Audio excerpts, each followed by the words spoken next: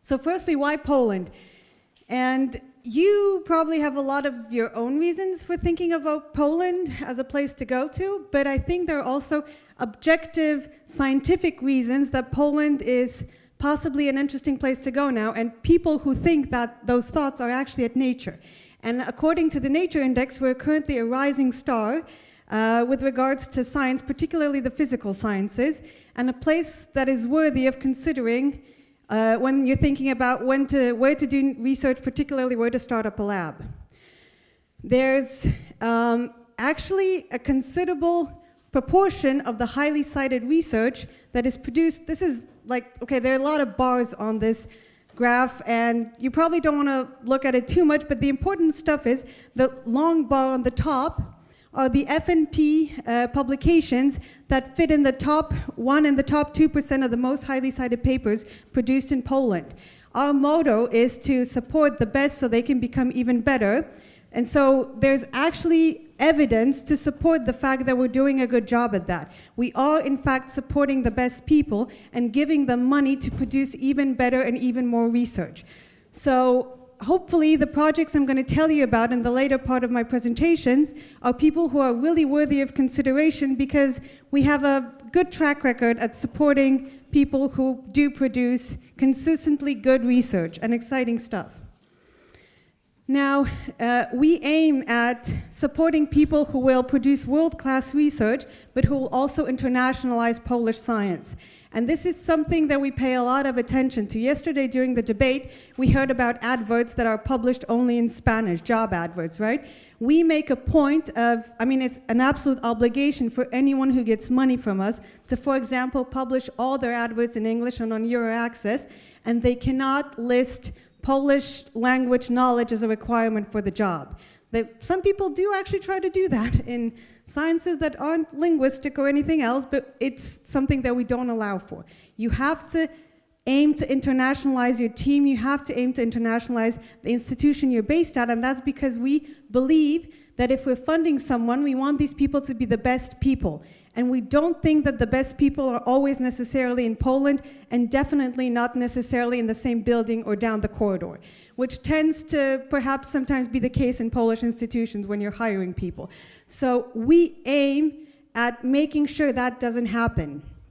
We also, particularly in this current round of funding, aim to enhance the cooperation between business and academia. We have specific projects and specific money put aside to make sure that our scientists are motivated and have the resources to pursue these sorts of projects in combination and in partnership with partners from all sorts of businesses, and even in very, very close relationships where the business side can also be funded through FNP. Now, if you look at our projects, it's not just, really a good talk that I'm talking. We talk the talk and we walk the walk. We have been pulling in people from outside of Poland, of Polish and non-Polish origin, for over almost 10 years now, mostly supported through infrastructural EU funding. The biggest projects we have are funded through EU funding, and we have pulled in over 200, almost 300 people from outside of Poland with these funds. We have been able to convince them that the scope of our projects and the scope of our funding is interesting enough to make them locate it in Poland. The only requirement we have for our funding is that you do your research in Poland. You don't need to be from Poland, you don't need to be from the EU, you need to make sure that the research is actually conducted in Poland. Now, if you look at this graph, these are, data. Most of you are probably really good with this kind of data, and it's very simple data too, so nothing particularly intellectually straining. But if you look at it, these two lines are the numbers of postdocs and PhD students that are in FNP grants, but are from outside of Poland. Now, over a fifth of our postdocs in our projects is now from outside Poland. We are actually good at convincing people to come also because, we fund really great people who are interesting enough. You've just had an example right before me to see how great the people we are, how great the people we fund are. Sorry for that. I'd like to think we're a nice batch of people as well, but mostly, it's about the people we fund. And not only are they great, but we're also able to provide them with enough funds to convince people from other countries in the EU and outside the EU, and even from the US, to think, okay, this is enough money to make it feasible for me to relocate myself, my research, and my family to Poland, which, a lot of people, last time they heard about a Polish researcher was unfortunately Maria Skłodowska-Curie, and that's even when they know she's Polish, because a lot of people will assume she's French. What we want to do, what our grand aim here is to put Poland back on the scientific map. We want to show people that A, you can do great research in Poland, B, there are also great people in Poland who already do research or are going to do research. It's not that, Poles are on average. There's nothing wrong with Polish people, right? I think there's a lot, okay, debatable perhaps, but scientifically speaking, the reason, we'd like to think that the reason we aren't getting as many papers out as we think we should, we're, capable of doing this. There's just a lot of perhaps both structural, systemic, and financial barriers to producing research as good as we could produce as a nation, and we're trying to elevate that and provide those resources to do that. So I did a lot of grand talk about, blah, blah, blah, we're pulling in people, blah, blah, blah. What does this mean for you? So at the moment, actually, we as a foundation are not really recruiting into any particular program. But what is happening is we've got people who have already set up institutions or setting them up that will be recruiting people.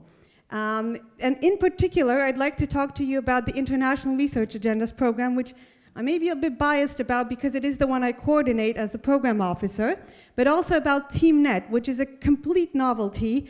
Literally, the applications have been submitted last week, so, it's up in the air, no one really knows what's going to happen, but hopefully a lot of exciting stuff is going to happen.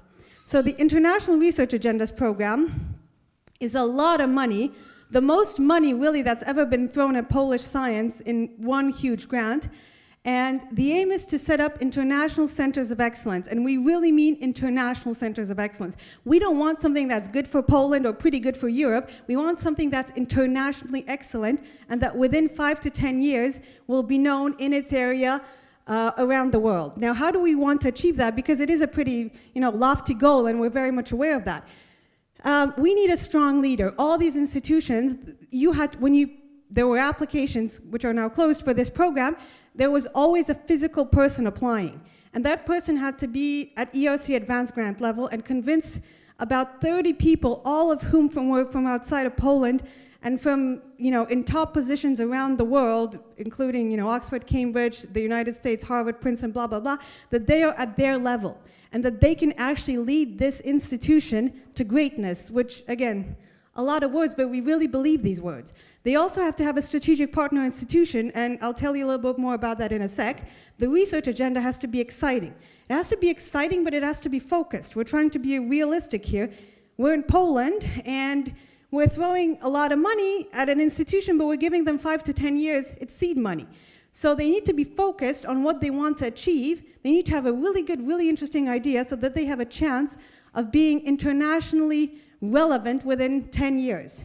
So, and there's a lot of competition over this. We really, really did our homework on choosing these people, so hopefully they've got a good chance at achieving this. They've got an international scientific committee helping them. These are, again, people and sometimes Nobel laureates who are supporting these institutions in achieving their scientific and other goals, because their role is to transform, in a way, Polish academia. They're supposed to set new standards in recruitment and HR management. It's supposed to be more like Oxford than like the University of Warsaw, for example, and that's literally the goal that we're putting down for these institutions. We want them to be like their partner institutions. We want them to change, and to change Polish academia while they're at it. Also, with regards to how much they pay people and how people are promoted. The salaries, a PI salary in these institutions is around 20,000 zloty, which is per month, which is a really pretty good salary. I don't know the current GBP, but anyway, it's really pretty good money. You have to have a local host institution. That's not really that interesting, but you also have to have industrial connectivity. We want these institutions to, from the start, think about how they can commercialize, how they can talk to businesses. And this is actually something that they're evaluated every year or two, and this is something we go and ask them about. How are you working with businesses? Show us your paperwork. So they need to collaborate with businesses. It can't be like, oh, whatever, I send a student over there and look, you know, this happened. They need to have paperwork in place. This needs to be an actual thing. And because also, we at the foundation, we like to say that we support science with consequences. So not necessarily, you know, they don't need to have a patent, a product at the end of 5 years, but we do believe that good science will always have consequences, and it's maybe easier for these consequences to transfer into, you know, widely understood society if there's some sort of collaboration with business. Now, the foreign partners in units that we've already awarded funding for include Oxford University, for example, include Uppsala, include Goethe Institution, include the European Molecular Biology Lab, EMBL, and include I can't remember, but the Vienna Institute, which is apparently, you know, the best thing in quantum physics in Europe.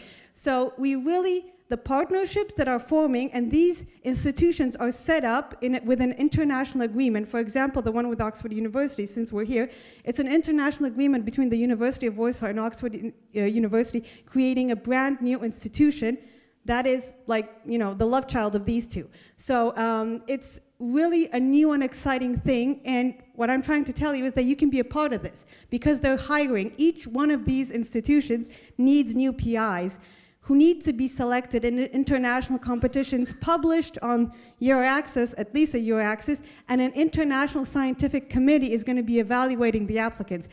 That there's a lot of talk, and I can see why, about, you know, competitions in Poland being, particularly for university positions, being very difficult because, you know, not necessarily the best people get selected. Here, we've got a committee making sure the best people get selected. So hopefully, you know, you guys all have a chance, and it'll be a very fair trial that you'll be put to. For example, I've tried, these aren't all of the IWAP or MOB units up and running. I tried to give you a selection from all sorts of different fields of science. There's Professor Agnieszka Hacińska and Professor Magda Konarska, who run Remedy, which is about development of more efficacious therapy forms and methods of fighting contemporary civilization disease. It's basically neurodegenerative diseases on a pretty molecular level, but also they're looking for bioinformaticians, they're looking for cryo-EM specialists. You can go and look up their ads, both on the FNP website and on Euraccess.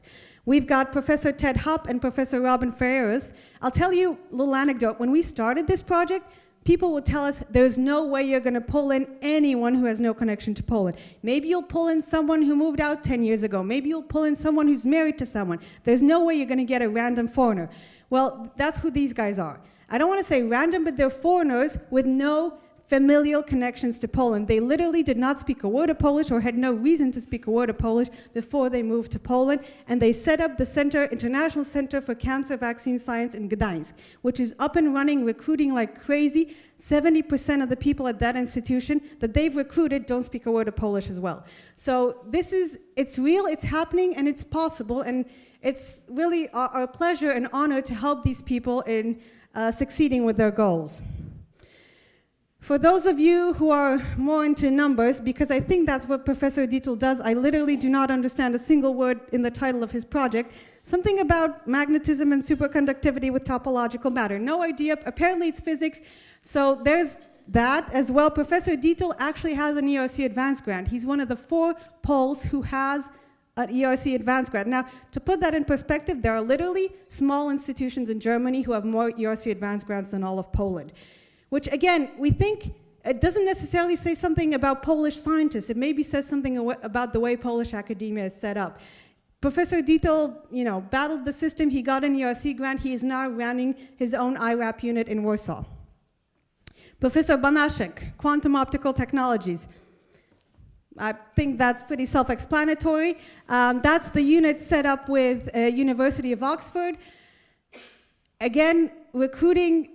Out of the 3 PIs currently recruited, 2 are from outside of Poland, and it's an incredibly exciting project. I had no idea I'm ever going to say this, but it's an absolute pleasure working with quantum physicists who work with Professor Banaszek. I don't understand 90% of the words they say, but it's just the energy there and how excited people from Oxford are to participate in this project is really inspiring. And I could say this about every single one of these projects. There's Brain City with Professor Leszek Kaczmarek and Dr. Ewelina Knapska, who are looking at neurodegenerative diseases on a less molecular, more perhaps cellular basis at this point, also working with rats, for example. And again, they're just starting up. They're going to have a number of open PI positions. Those PIs are going to be recruiting, and this is true for every single one of these units. They're going to be recruiting postdocs. They're going to be recruiting PhD students. They need people. They have money to pay these people. We absolutely make a point of making sure the people recruited into these units get paid the fair money they're supposed to get paid. That is literally part of our job, to make sure everyone gets the money they deserve. So, I mean, I can really recommend these to you. Now, then there's TeamNet. TeamNet is this brand new thing. We are currently in the process of evaluating applications. I can't give you nice and pretty pictures of actual setup units just yet because there aren't any. We still, in the, probably early summer, late spring of next year, we should know who the TeamNet recipients are going to be. But basically, it's kind of, the idea is to set up units, and these are going to be units created by up to 3 partners who need to solve, again, key societal or economic issues. And the idea is to intensify collaboration both within Poland and with units outside of Poland.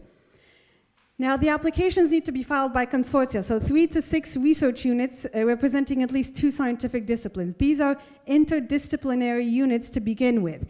And they're going to be, I can't, again, give you any details of what the disciplines are going to be, but because of how interdisciplinary they are going to be, hopefully there's a lot of room for anyone who's interested to apply. There should be quite a number of these set up by the end of this year. They're also going to be engaged in proper R&D projects and have pretty considerable budgets.